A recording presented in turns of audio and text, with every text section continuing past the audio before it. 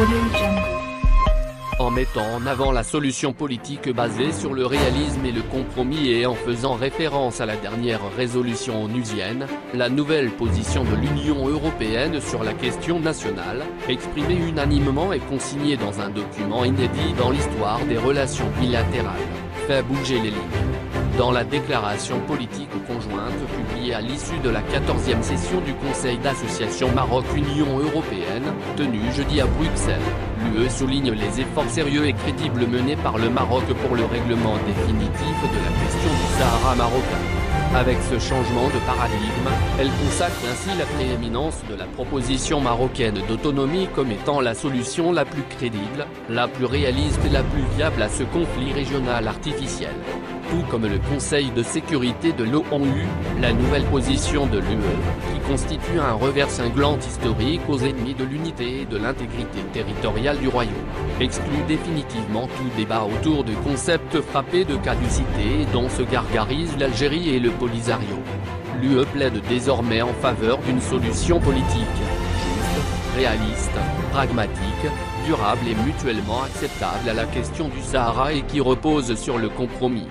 Fini donc le mythe du référendum, la farce de l'autodétermination ou encore la supercherie d'un peuple sahraoui qui n'existe que dans l'imaginaire de ceux qui l'ont inventé de toutes pièces. La littérature européenne a été nettoyée de ce jargon ridicule et toxique car l'Union européenne s'est rendue compte que les sponsors de ces thèses fallacieuses ne servent ni la paix, ni l'intégration, ni l'avenir du Maghreb, mais plutôt les vils desseins du séparatisme et de la division. Elle a découvert elle-même que les véritables représentants de la population sahraoui sont ceux-là même avec qui elle a négocié ses accords commerciaux. Que ce soit au Parlement européen ou à l'occasion de réunions techniques ou de visites sur le terrain, l'Union européenne s'est arrêtée sur les projets in situ. Elle a vu comment la démocratie participative se déploie, se revitalise et se renforce.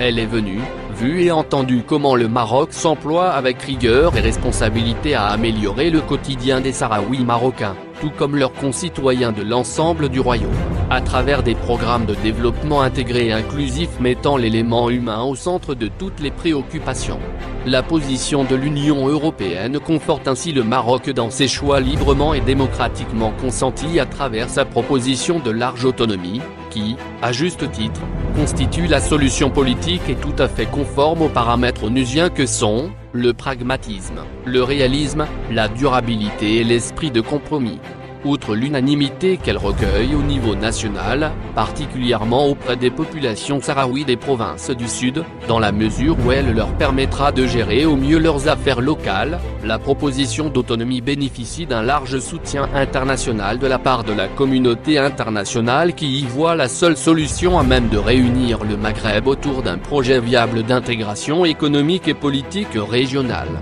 Enfin, la position de l'UE a évolué de manière fondamentale en s'alignant formellement et explicitement sur la doctrine onusienne, en invitant toutes les parties à poursuivre leur engagement dans un esprit de réalisme et de compromis, dans le contexte d'arrangements conformes aux buts et principes énoncés dans la Charte des Nations Unies. Elle consacre ainsi clairement le rôle de l'Algérie en tant que partie prenante pleine et entière dans ce processus politique, tout en exprimant sa conviction qu'un règlement des différends et tensions affectant la région jouerait un rôle très favorable pour la prospérité de l'ensemble du Maghreb et pour le développement du partenariat avec l'Europe.